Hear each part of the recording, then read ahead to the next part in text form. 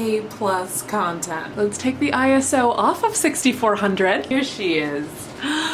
Miss Armenia. Hey sis, it's been a while. I'm sorry about that. I am in a very weird, tumultuously emotional, or I guess emotionally tumultuous is better to say, time in my life. I am, gosh, like 6 days out from a rather large surgery. If you don't know, I'm getting a breast reduction surgery. I would roll myself back to show you the reason why, but I'm not trying to invite that kind of negativity into my life. I've also started dating someone recently, which has been weird. To be quite honest, I have not thought a ton about makeup recently. I have not purchased makeup in a couple weeks. So what's the purpose of this video? Well, I wanted to sit down and do something chillax. I want to just like go through some new makeup releases, things that may have just released or aren't releasing yet, and just kind of talk through them. This isn't an anti-haul, although I think I will bring up when I'm not going to purchase things. Similarly, it's not a wish list, but I will talk about if I want things. But this intro has already been long enough, so let's get into it. The first thing I want to talk about is a new release from Fenty Beauty. I might. Bruv. Yeah, do you mind? Oh. I came very close to buying something from Fenty Beauty recently during the Beach Please summer launch. The Mimosa Sunrise Sangria Sunset duo. I talked about it in a wish list or some shorter video a while back. I think it is objectively very pretty, but the reason I didn't buy it is because I went to a Sephora and swatched it, and the orange shade looked really weirdly green toned against my skin. Although I've seen people wear it and have it look amazing, so. As it's just my messed up skin color.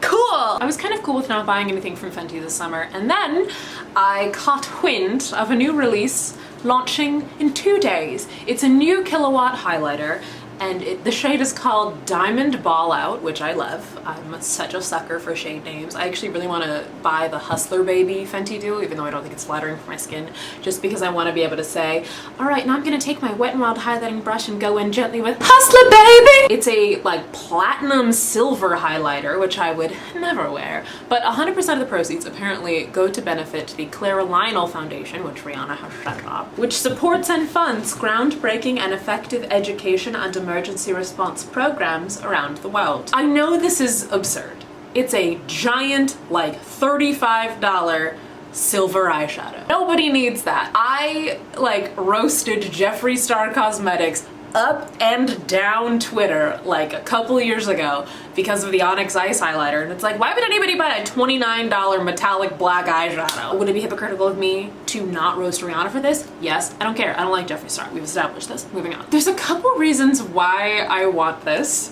One, I love Rihanna, so clearly.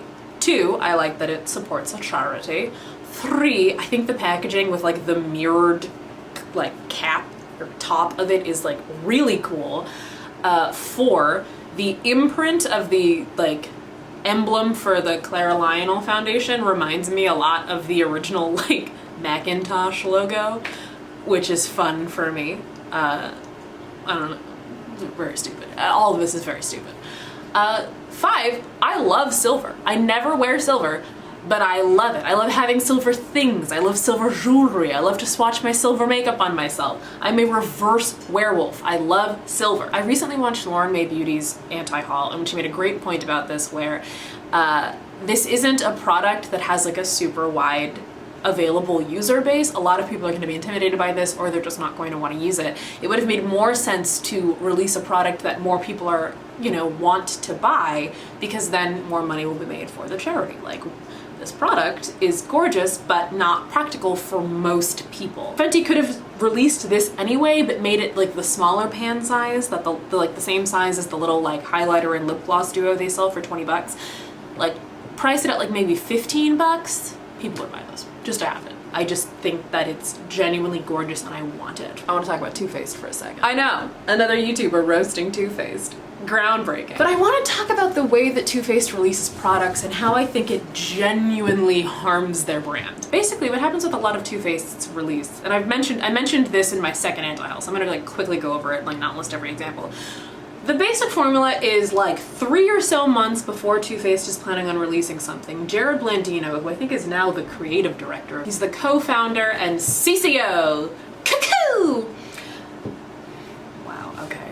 Sorry. Basically, he'll leak something on his Instagram like 3 months in advance of release, and then what happens with that product is either it will get put in like everybody's anti-haul leading up to its release, or no one will talk about it. In tandem with stuff being leaked way too early, another thing Too Faced does is release stuff at like the worst possible time to do so. Or they'll release like 2 collections within really close time frames of each other.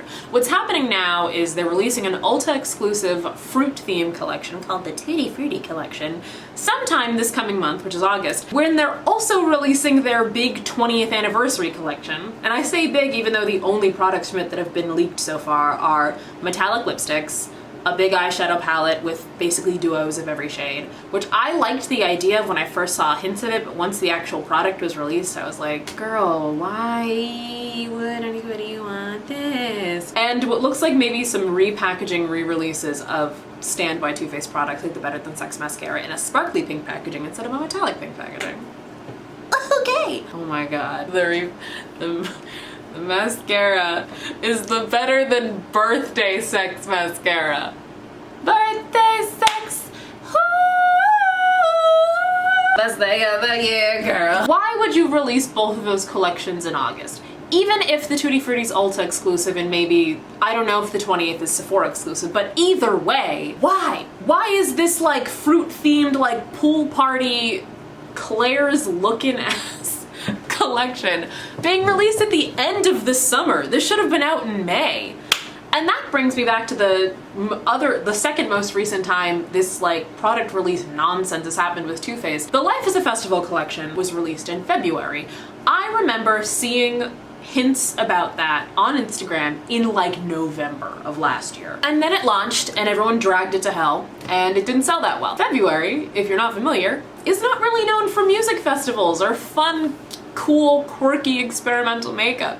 It would have made a lot more sense to release like later in the spring. What Too Faced did release later on in the middle of March was the It Comes Naturally collection, which was the re-release of the naturalized palette, the nude lipsticks, like all, and everything had like the sort of like pink and like lacy and nude, like oops. Wouldn't that have made a ton more sense to release around Valentine's Day in February, and then we release the Life's a Festival stuff in the spring when people are actually thinking about festivals? Too Faced makes it so hard not to make fun of them endlessly because they make really weird decisions. Oh, look at that! Kat Von D is releasing a new product. Wow. I'm good, love. Enjoy.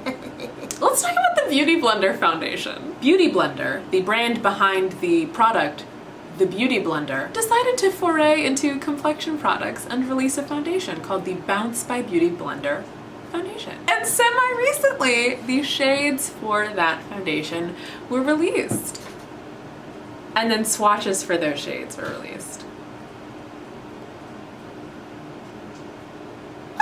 Girl, what? Let me move my bang so I can read that again. I understand that with privilege comes a degree of ignorance of the problems faced by people who don't share your privilege. There are privileges that I have, and there are problems that are faced by people in marginalized communities that I am not a part of, that I'm sure I'm not aware of. But this is kind of at the level of like, how were you not aware of this? How? Like, how do you go through your life being this unaware of things? Maybe like the entire like, you know, team that made this foundation is like polar bears? I wasn't planning on buying this anyway because it's a foundation, but I'm especially not going to buy it because this is ridiculous. We are living in a post-Fenty world. It is now requisite for brands to have gigantic foundation releases. And I think that's like half of the equation that the brands have grasped. Like that's the one part. It's like, we need to make a whole bunch of them. So the minorities don't complain.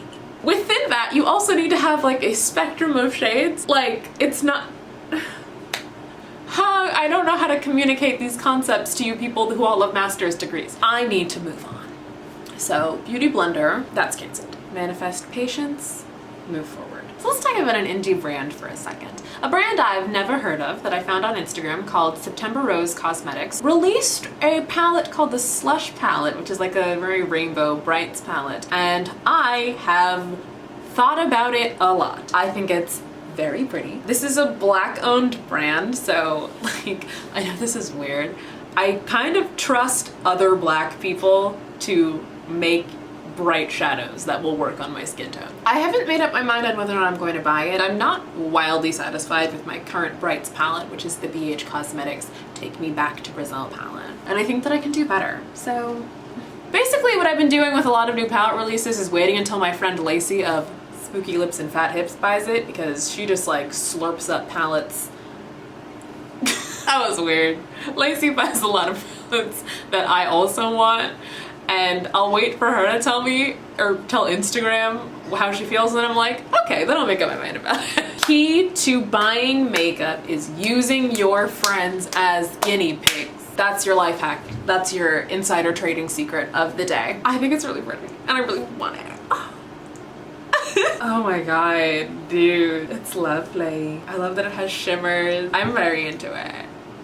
Okay, calm down, girl. It's literally an eyeshadow palette. I had a couple things on my mind from Colourpop Cosmetics that I want to talk about. They're releasing 2 new skin complexion products that I've been thinking about a little bit. They're the All Star Setting Spray and Matte Blur Primer. I think I've mentioned before that my like top priority with my complexion makeup is having my pores be blurred and my face mattified. Whenever I say stuff using like past participles like that, I always think of that clip of New York. It's like, I want my eggs cracked, meaning I want a baby. I want my name dropped, that means I want to get married. I want my face mattified, meaning I want no shine. I want my pores blurred, which means I want them to not be seen. I might pick up that primer, to be quite honest with you. It's like $10, which is how much which is less than I spend on my normal primer, which is the NYX Pore Filler Primer. That's like 15 bucks, so Colourpop might secure the bag. The next thing I want to talk about, so KathleenLights is a YouTuber who I have never watched. Not familiar. She had a bit of a scandal. I think it was last fall or winter. She was hanging out with our good sis Jacqueline Hill, and she is playing video games and said a certain word that I would love if people who aren't Black wouldn't say. And so then I went from not watching her videos but like thinking about watching them to just being like, okay, so who else is here? She's collaborated with Colourpop to make a Zodiac themed palette. And me, being a Zodiac obsessed loser, am into the idea of it, but I actually, independently from my feelings about KathleenLights, don't really like this palette, color-wise. I think the packaging design is like gorgeous. I think it's beautiful. The shades inside, I don't know. I don't like the Aquarius shade. I think it's an interesting shade of blue, but I'm not super into it. I don't like those, I don't like the peach and brown above it. I don't like how the Capricorn shade is like black with glitter shot throughout it. I don't like how Pisces is like a seafoam kind of light blue. I have like dozens of light blue shimmers at this point. It's a no for me, unfortunately. Not unfortunately, because again, moral complex, but I think we're good. I think we're freaking done here, my goods, my guys and my dudes. Thank you so much for watching my video. Before you leave, I'm gonna need you to do a quick favor for me. If you could go ahead and have an amazing day for me, that would be sick nasty. Also, please consider scribbing to my channel. Thanks again for watching. Bye!